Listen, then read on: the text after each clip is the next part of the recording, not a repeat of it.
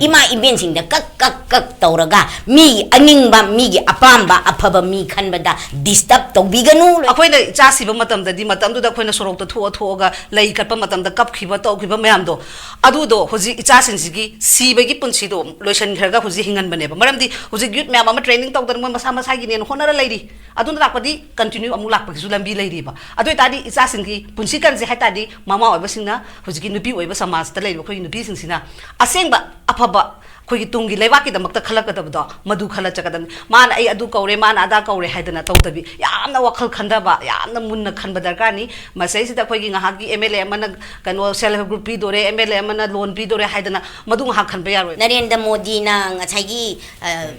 wangang gi dre adedagi karigumbi mau tawdra kanda mana nupi ani khak naked oina puthorakpa matam da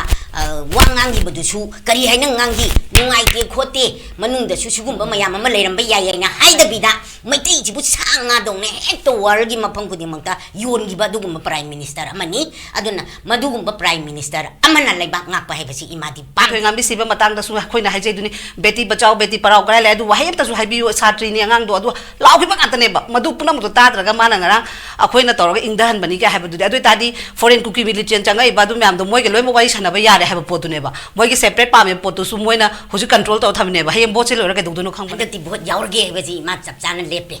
manam di ngachai gi Modi na ngachai gi wangang gi dre adedagi karigumbi mau tawdra kanda mana nupi ani khak naked oina puthorakpa matam da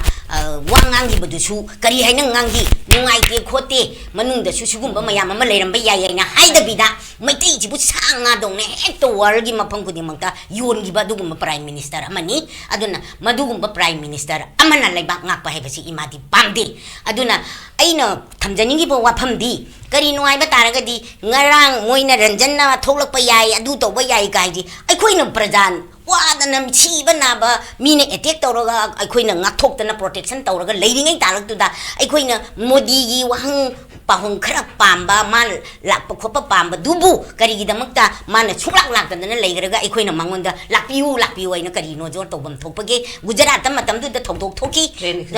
accident thoktra makari gi thuna pairi bano ba Gujarat ondana Chin kuki amadi shu kuki mana raga Manipur da landara akanda mana maya ka thogi yengba haibase Manipur se mana tonga na yeng haiba wapam duni mana thamdori ba maramdi Manipur da landara pas chin kuki na landara pa duga shu kuki na samjanna ba haibase Manipur se kanagi state no haiba basi India gi state ni India gi state amada landara aba haibase India gi sarkar na protect tobam thoi Manipur sarkar plus India sarkar na protect tobam thoi adudai duda makoi na kainte yengda ba haibasi di makoi manaraga Manipur gi aikoi gi chingtam yamna nungsina na leirammi me pochi thugai ra kanda anauba makoi gi samaj ma semge na khanba adugumba India government gi adugumba lawduda Manipur government na thugi baje imadi aduki mating nungai jade haiba aduna aikoi na munna khangadabadi boti compulsory haibadi aikoi na phanayam na lauraga su ama tauraga su mikhan mayam ama songthoktana leire tawba khaktabu aikoi na mayam na hainari se ima ibel sing se self help group ki nena haina dana chatnari ba mayam che vote tawdri ngai mamangda misi mina tholakpa matamda self help group kauraga lakhoi gi mafam ji da si yalu si tawai na thembagi mahutta tumina leichalaga unage bau yadraga hujina self help group mayam kauraga khanari bani je kari wa kan na tiar gas caption dana ima iben mayam ma sonai leiri bani matamdu da Changchan badi yadraga mi mahut tharo wa loichana ji haiba bogda yagidraga hujingna karigi dam to open waina self help group kauri bani aduni adani aina tauri base masi ima ibin singsi aduki matik pungning hakchang je hanagi laji kanana silakpano India government ga Manipur government ga ani ga manarakanda maiti ji mutna ba tawrapani aduna di aikoi kari challenge tawba tai haibase Manipur gi ima singna khanbam thoi aduga ima singna khanbasida aikoina kari gi damakta self help group haibasi su aikoi sarkar amagi kainoni haidana hekta BJP na palagadi self help group se aikoi chakhatlani haibasu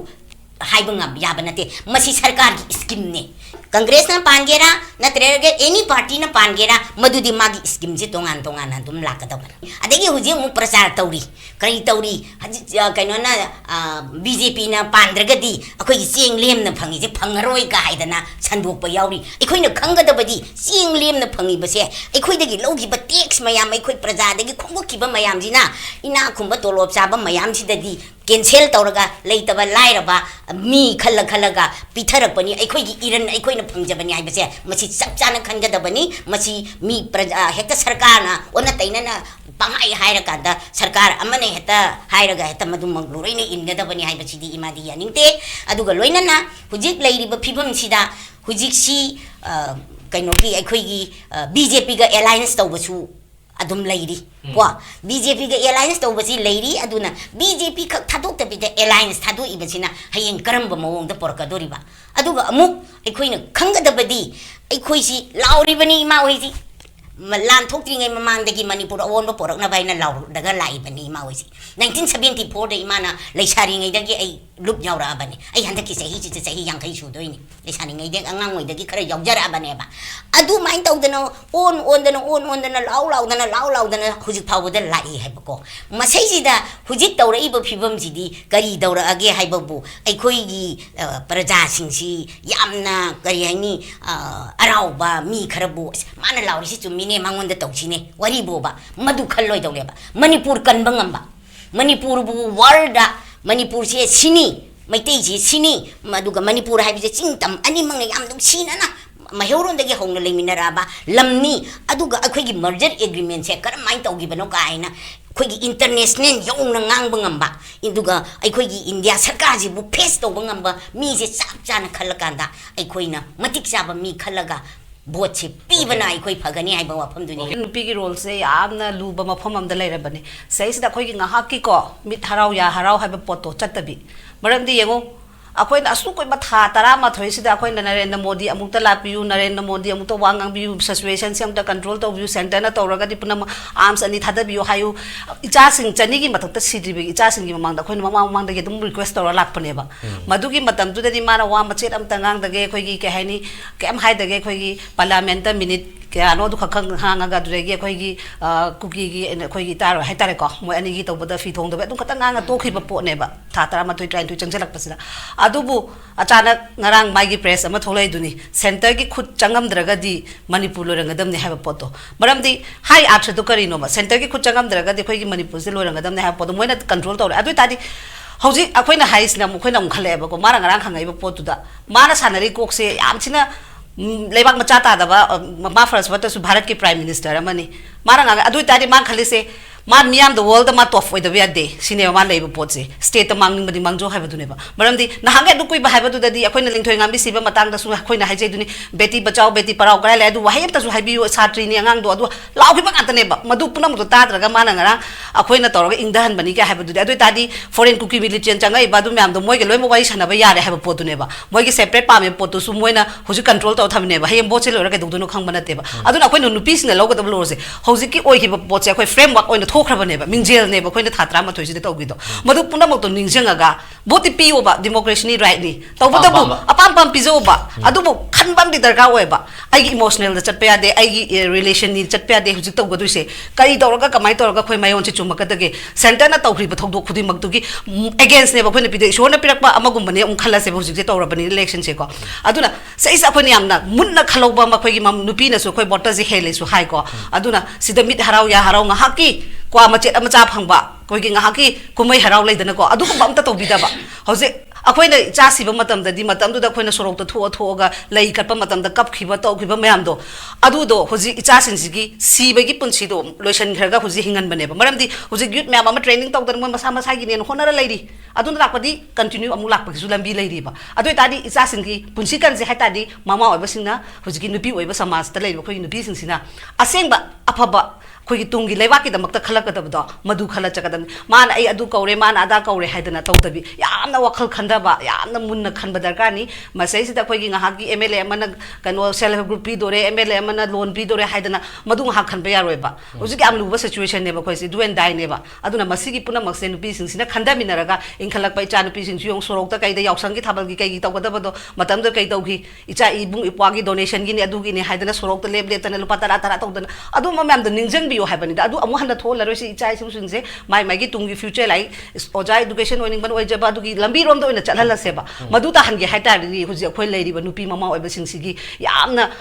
achet ba tabak ama tawba mathau tarabani masida khoina matam dugi nupi lan haigibdo madugi firep ta khoina huji oigeda situation sina mama oibi singna khoigi itaroi singna gyan ta biraga lepa ta di masi su nupi lan gi achoba khongpham mane haidana ai haijage masigi mani huji aina haijai duni malu mama mang de so dum highlight nu huji gam leiba situation ni icha sing khoina sorok ta hen body da laika to shang pudi ko punsi hingan da ko no bana khwai de gi lambi thai aduga future gi oiba khan ba haba se am mathau tare huji akhoi da sanarei ba pot khudi mang se huji ti frame oina thola abani huji mo ni mai te lan asuk mafam tha tram to try thoi tha jang sula bas da mamang mang da dum yong mai ke mari se ama dam kong trup rom dam ka pe ado lom dam ka ta huji pulak sup lai ni adun tak padi akhoi je huji se seng na da example do phanga bane ba kana na to han bono ha da matam du da koina lawi ba poto huji ti proof oina thola aba gum bane ba aduga ba sum ba thola abani na yam da kyam yam sana ge ha ba do huji koina khanga bane ba khanga bani na khoi huji wakhal yang khanda ba mathau tare ba huji relief camp da lai ba pot se ngo kyam nungai ram moi du ni moi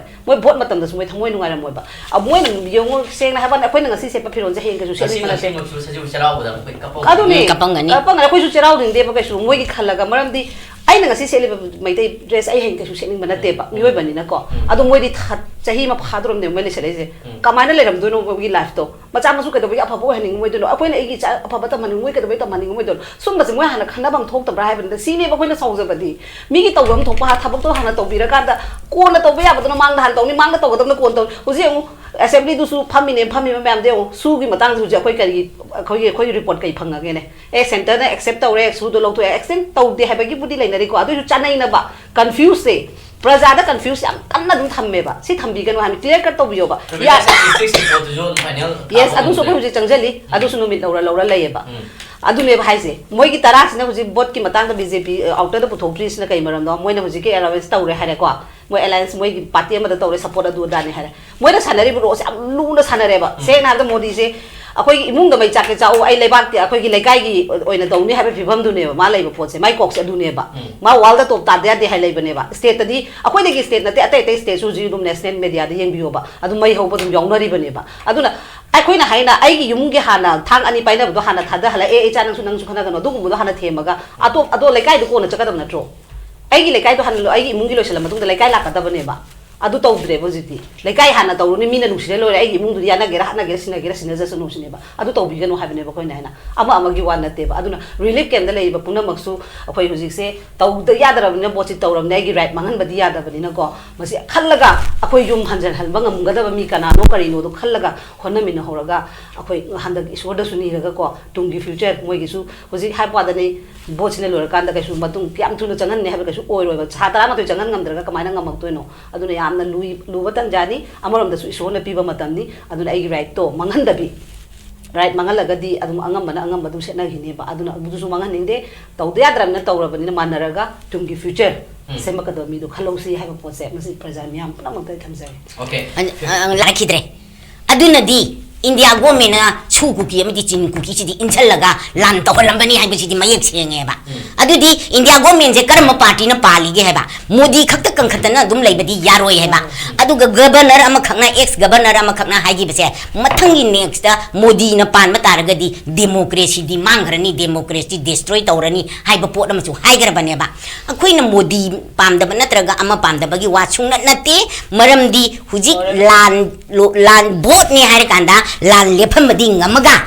su kuki amadi chin kuki manaraga manipur da landara pada man amadi India government amadi manipur government lephan bangam gi da ba hai ba se moi dai akhoi gi hidden agenda amaga loina na manipur se khaina ba torok pani hai ba sini mana thamjaningi ba aduna manipur prajana aina amka na haijari se manipur prajana ima iben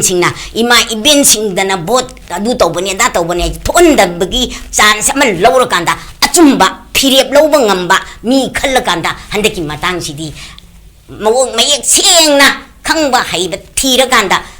ꯑꯩꯈꯣꯏꯒꯤ ꯚꯣꯠꯁꯦ ꯆꯞ ꯆꯥꯅ ꯑꯩꯈꯣꯏꯒꯤ ꯚꯣꯠꯁꯦ ꯅꯝꯕ ꯃꯊꯧ ꯇꯥꯔꯦꯅ ꯏꯃꯥ ꯏꯕꯦꯟꯁꯤꯡꯗ ꯀꯛ ꯇꯧꯔꯒ ꯃꯤꯒꯤ ꯑꯅꯤꯡꯕ ꯃꯤꯒꯤ ꯑꯄꯥꯝꯕ ꯑꯐꯕ ꯃꯤ ꯈꯟꯕꯗ ꯗꯤꯁꯇꯔꯕ ꯇꯧꯕꯤꯒꯅꯨ ꯂꯣꯏꯅꯅ ꯃꯤꯅ ꯗꯤꯁꯇꯔꯕ ꯇꯧꯔꯛꯄꯗ ꯏꯃꯥ ꯏꯕꯦꯟꯁꯤꯡꯅ ꯏꯟꯕꯤꯒꯅꯨ ꯆꯞ ꯆꯥꯕ ꯐꯤꯔꯦꯞ ꯑꯃ ꯂꯧꯔꯀꯥꯟꯗ ꯃꯅꯤꯄꯨꯔ ꯉꯥꯛꯄ ꯉꯝꯒꯗꯕ ꯃꯤꯑꯣꯏ ꯈꯜꯂꯀꯥꯟꯗ ꯑꯩꯈꯣꯏ ꯚꯣꯠꯁꯤ ꯄꯤꯔꯁꯤ ꯍꯥꯏꯕ ꯋꯥꯐꯝꯁꯤ ꯏꯃꯥ ꯊꯝꯅꯤꯡꯉꯤ